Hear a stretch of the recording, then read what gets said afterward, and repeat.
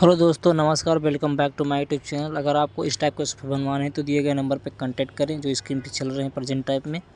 तो दोस्तों, आज सोफ़े का जो लुक होने वाला बहुत ही खतरनाक होने वाला है, क्योंकि हम सोफ़े को मॉडिफाई कर रहे हैं। तो हमारा एक पुराना सोफ़ा है, तो दोस्तों इस पे हम फ़ोम लगा के 1 इंची का जो इसका कंफर्टेबल बढ़ा रहे हैं। जैसे कि रिपेयर में होता है कि जी आपका फ़ोम ख़राब है या कुछ भी हो उससे रिलेटेड, तो उसे हम चेंज करते हैं और उस पर रिपेयर करते हैं। तो दोस्तों कुछ इस प्रकार जो हम रिपेयर कर रहे हैं सोफ़े को, तो बने रहिएगा वीडियो के साथ। बहुत ही अच्छा लुक होने वाला है सोफ़े का। तो दोस्तों, अगर आप हमारे चैनल को सब्सक्राइब नहीं किए हैं तो हमारे चैनल को सब्सक्राइब कर दें, अपने दोस्तों में शेयर कर दें।